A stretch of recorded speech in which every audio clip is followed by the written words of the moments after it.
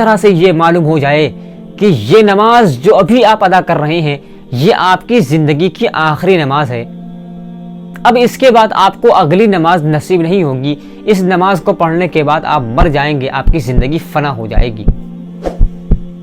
اس وقت آپ کی نماز میں کس قدر خشوع و خضوع ہوگا، اور اللہ تعالیٰ کی ذات کے ساتھ آپ کا ایک گہرا تعلق ہوگا، ایک گہرا ربط ہوگا، کیونکہ آپ کو یہ معلوم ہوگا کہ یہی وہ آخری نماز ہے اور آپ کا یہی وہ آخری عمل ہے جس کو لے کر کے آپ اللہ تعالیٰ کی بارگاہ میں حاضر ہونے والے ہیں۔ ایک طرف تو موت کا ڈر ہوگا اور ایک طرف اللہ تعالیٰ کی ذات کے ساتھ آپ کا وہ گہرا تعلق ہوگا کہ اس کو لفظوں میں بیان نہیں کیا جا سکتا۔ ایک شخص نے مسجد کے مولانا صاحب سے کہا کہ مولانا صاحب میں کل سے مسجد نہیں آؤں گا۔ مولانا صاحب بڑے حیران ہوئے، کہنے لگے کہ آخر اچانک سے تم کو ہو کیا گیا، یہ ماجرا کیا ہے، ہوا کیا ہے، بتاؤ تو صحیح، کیا کسی دوسرے مسلک کے ماننے والے ہو؟ کیا میں نے نماز لمبی پڑھا دی ہے؟ کیا جھگڑا ہو گیا ہے کسی سے؟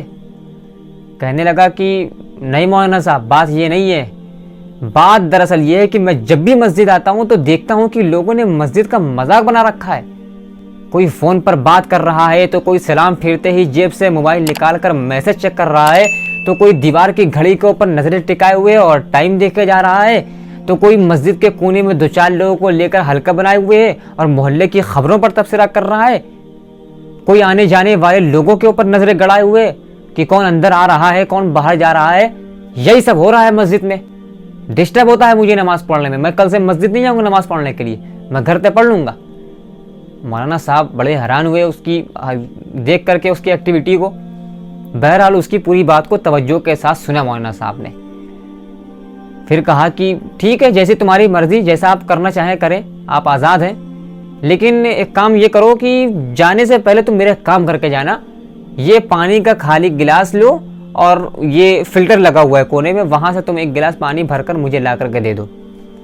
لیکن ہاں ایک بات یہ دھیان رکھنا کہ مسجد کی زمین سوکھی ہوئی ہے، مسجد کے فرش پر ایک قطرہ پانی بھی نہیں کرنا چاہیے۔ کہنے لگا کہ مولانا صاحب اس میں کون سی بڑی بات ہے، لائیے ابھی پانی بھر کر لا کر دے دیتا ہوں۔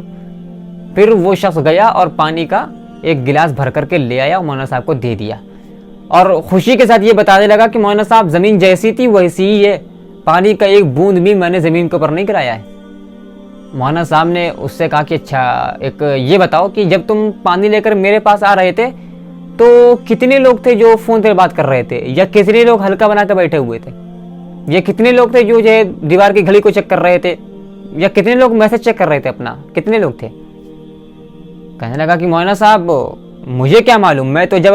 پانی لے کر کے آ رہا تھا تو میرا پورا دماغ تو گلاس کے اوپر لگا ہوا تھا کہ پانی کا ایک قطرہ بھی زمین کے اوپر نہ گر جائے ورنہ کیچڑ ہو جائے گی اور لوگ گر جائیں گے، سلپ کر جائیں گے، پورا دماغ تو میرا پانی کا گلاس کے اوپر لگا ہوا تھا۔ مولانا صاحب نے کہا کہ یہی چیز تو میں تم کو سمجھانا چاہ رہا ہوں کہ جب تم نماز پڑھنے کے لیے مسجد میں آؤ تو اپنی پوری توجہ، اپنا پورا دھیان اپنی نماز کے اوپر رکھو۔ جب تم صحیح معنوں میں نماز پڑھو گے اور اپنا پورا دماغ اپنی نماز کے اوپر لگاؤ گے تو تم کو خبر ہی نہیں ہوگی کہ تمہارے آس پاس ہو کیا رہا ہے، کیا چل رہا ہے تمہارے ارد گرد، تم کو کچھ شعور ہی نہیں ہوگا، تم کو پتہ ہی نہیں چلے گا۔ لیکن اپنی نماز کے اوپر اپنے دماغ کو لگاؤ تو صحیح۔ اللہ تعالیٰ نے قرآن حکیم کے اندر یہ نہیں کہا ہے کہ اے مسلمانوں جب تم مسجد آؤ تو تم دیکھو کہ کون کیا کر رہا ہے اور کون کیا نہیں کر رہا ہے، کہ کون فون پر بات کر رہا ہے، کون ٹائم دیکھ رہا ہے، کون محلے کی خبروں پر تبصرہ کر رہا ہے، یہ مت دیکھو۔ وقوموا للہ قانتین، جب تم مسجد آؤ تو پوری توجہ اپنی نماز کے اوپر رکھو اور خاموشی کے ساتھ اپنی نماز ادا کرو۔ اللہ تعالیٰ نے یہ کہا ہے، اور یہی وہ بات ہے جو اللہ کے نبی صلی اللہ علیہ وسلم نے بڑے ہی پیارے انداز میں طبرانی کی ایک روایت کے اندر بیان فرمائی۔ اللہ کے نبی صلی اللہ علیہ وسلم ارشاد فرماتے ہیں، راوی حدیث حضرت ابن عمر رضی اللہ تعالیٰ عنہ ہے، عن ابن عمر رضی اللہ عنہما یقول اتى النبي صلی اللہ علیہ وسلم رجل فقال یا رسول اللہ حدثنی حدیثا وجعله موجزا فقال له النبي صلی اللہ علیہ وسلم صلی صلاة مودع کانک تراہ فإن كنت لا تراہ فإنه يراک۔ ایک آدمی اللہ کے نبی صلی اللہ علیہ وسلم کے پاس آیا اور کہا کہ اللہ کے رسول اللہ علیہ وسلم مجھے کوئی حدیث سنائیے، مجھ سے کوئی حدیث بیان کریے۔ تو صلی اللہ علیہ وسلم نے ارشاد فرمایا کہ صلی صلاۃ مودع، کی نماز کو ایسے پڑھو گویا کہ تم دنیا کو چھوڑ کر کے جانے والے ہو، اور نماز کو اس طرح سے پڑھو گویا کہ تم اللہ کو دیکھ رہے ہو۔ اور اگر تم اپنے ذہن میں یہ خیال پیدا نہیں کر پاتے ہو کہ تم اللہ کو دیکھ رہے ہو، تو نماز میں یہ خیال اپنے ذہن میں ضرور پیدا کرو کہ اللہ تعالیٰ تم کو دیکھ رہا ہے۔ اب آپ ذرا یہ تصور کر کے دیکھیں کہ اس طرح سے یہ معلوم ہو جائے کہ یہ نماز جو ابھی آپ ادا کر رہے ہیں یہ آپ کی زندگی کی آخری نماز ہے۔ اب اس کے بعد آپ کو اگلی نماز نصیب نہیں ہوگی، اس نماز کو پڑھنے کے بعد آپ مر جائیں گے، آپ کی زندگی فنا ہو جائے گی۔ اس وقت آپ کی نماز میں کس قدر خشوع و خضوع ہوگا، اور اللہ تعالیٰ کی ذات کے ساتھ آپ کا ایک گہرا تعلق ہوگا،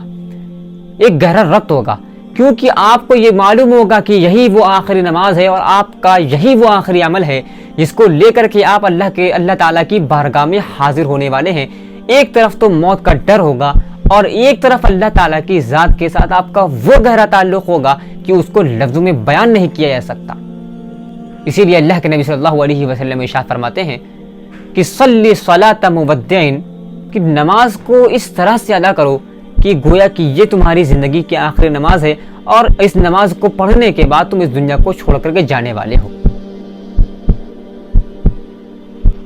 اور یہی وہ سوچ ہے کہ جس دن ہماری یہ سوچ بن گئی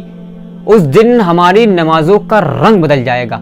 ہماری نمازوں کی کیفیت کچھ اور ہوگی جس دن ہماری یہ سوچ بن گئی۔ یہی وجہ ہے کہ جب امام احمد بن حنبل رحمہ اللہ کو خلق قرآن کے مسئلے پر کوڑے لگائے گئے تھے اور کوڑے بھی اتنے مارے گئے تھے کہ مارنے والا مار کر کے تھک جاتا تو نیا جلاد کوڑا مارنے کے لیے آتا، پھر وہ مار کر کے تھک جاتا اور چلا جاتا، تو پھر تیسرا جلاد مارنے کے لیے آتا، پھر چوتھا جلاد مارنے کے لیے آتا۔ اتنے کوڑے مارے گئے کہ مورخین نے لکھا کہ اگر وہ کوڑے ہاتھی کو مارے جاتے تو ہاتھی بھی پاگل ہو جاتا۔ خیر اس موقع پر اور امام احمد بن حنبل رحمہ اللہ کی شہادت کے موقع پر بادشاہ وقت نے یہ کہا کہ احمد تمہاری موت کا وقت آ چکا ہے، اب تم یہ بتاؤ کہ تمہاری آخری خواہش کیا ہے۔ امام احمد بن حنبل رحمہ اللہ نے کہا کہ 2 رکعت نماز پڑھنا چاہتا ہوں۔ اس وقت امام احمد بن حنبل رحمہ اللہ نے جو 2 رکعتیں ادا کی تھیں، ابو الکلام آزاد رحمہ اللہ نے ان 2 رکعتوں کے بارے میں لکھا کہ اگر دنیا بھر کی نمازوں کو ایک طرف رکھ دیا جائے اور امام احمد بن حنبل رحمہ اللہ کی ان 2 رکعتوں کو ایک طرف رکھ دیا جائے تو دنیا بھر کی تمام نمازیں بھی شاید امام احمد بن حنبل رحمہ اللہ کی ان 2 رکعتوں کا مقابلہ نہ کر سکے۔ اس قدر خشوع و خضوع تھا ان کی ان 2 رکعتوں کے اندر کہ اس کو لفظوں میں بیان نہیں کیا جا سکتا۔ اور ایک طرف ہماری نمازوں کا کیا حال ہے، ہم نمازیں کس طرح سے پڑھ رہے ہیں؟ علامہ اقبال کے الفاظ میں کہ جو میں سر بسجدہ ہوا کبھی تو زمین سے آنے لگی صدا،